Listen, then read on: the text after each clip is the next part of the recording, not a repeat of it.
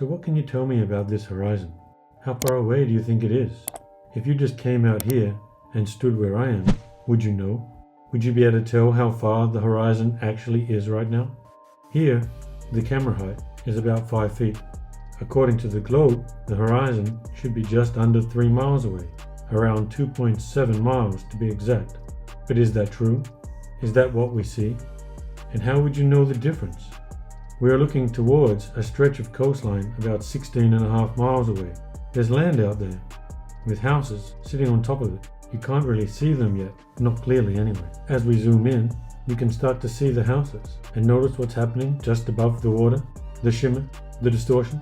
That's an inferior mirage. Could you tell there was an inferior mirage there before? Do you know what an inferior mirage actually does to the horizon? Did you know that an inferior mirage actually brings the horizon closer to you and hides distant objects, ships, land, buildings at a much greater rate beyond the horizon? Here we can see houses at just under 17 miles away, with around 125 feet hidden below the visible fold line. According to the globe model, approximately 107 feet should be hidden. Now only 18 feet difference. That doesn't sound like much, right? But here's where it gets interesting. When we look again, same houses, same distance, but now from a 3 to 4 foot observer height. We can see the land in front of the houses is only around 15 feet hidden. But that's not what we're focusing on here today though. That's for another discussion. Our discussion here is mainly about the conditions and how those conditions alone can be completely different even on the same day, even at the same time, giving us different distances to the horizon. Just by panning from one side about 100 degrees to the other side, the conditions can be drastically different. So here's where we zoom the camera back, pan around about 100 degrees, and see a ship, the ultra bulk Vanskoy. The ship is 13 miles away and stands approximately 119 feet tall. At this distance, from a 5 foot observer height, around 57 feet of the ship should be hidden. But as we can see here, only about 15 feet of the ship is hidden beyond the horizon. And what else do you notice? What can you tell me about this picture? What's missing? Did you pick up on the fact that there's no inferior mirage present? So if I stop the video here with no ship beyond the horizon, how would we have known that there was no inferior mirage? I'll just let the video play through here. We can see this other ship. I got the information for the ships a little bit later that night. The ultra bulk was there the whole time still. That one did not move. The information is at the end of the video. But this ship here had gone back into port, so I didn't bother including this one. As we pan back towards the land, we come to an area called Hallett Cove. There's a red roofed house there, about 12.65 miles away. That house sits roughly 80 feet above mean sea level. According to the globe model, around 53 feet should be hidden. But here, as you can see, on this day we actually have more than 90 feet hidden. Now this house and the ship are almost at the same distance away from me. The house is 90 feet hidden and the ship is only about 15 feet hidden. Do you see how an inferior mirage can affect the distant objects beyond it? Now we're going to pan down the coastline. We'll see a few different areas.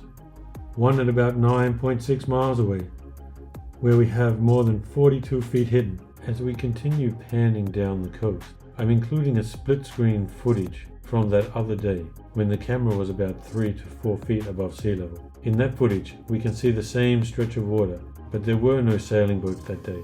So the sailing boats that we see here, where we do not see the hull, on this other day would be fully visible.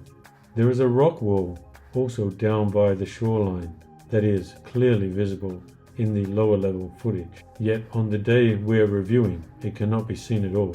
That rock wall sits only about 5 meters above mean sea level. As we continue further down, we reach Brighton Jetty. Here we can see the Brighton Jetty Tower, and it's more than 30 feet hidden. This is 8 miles away. Notice the legs of the jetty, or pier if you're in America, that are in front of Brighton Jetty, and look at the water behind them.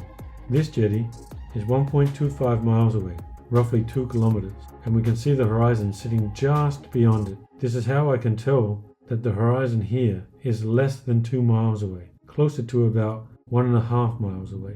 Yet according to the globe, this horizon should be closer to 3 miles away. Now we pan further to the Brighton Jetty umbrella section. Here again, we have more than 30 feet hidden. So at 8 miles, we have over 30 feet hidden. We now pan once more back to the ship.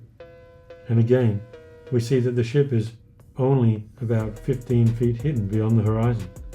So at just 8 miles away, looking to our left, we have more than 30 feet hidden, but 5 miles further, we have only about 15 feet hidden. This is the effect that an inferior mirage can have on the horizon and on the distant objects beyond it. And when there's no mirage, we see the horizon positioned much further away.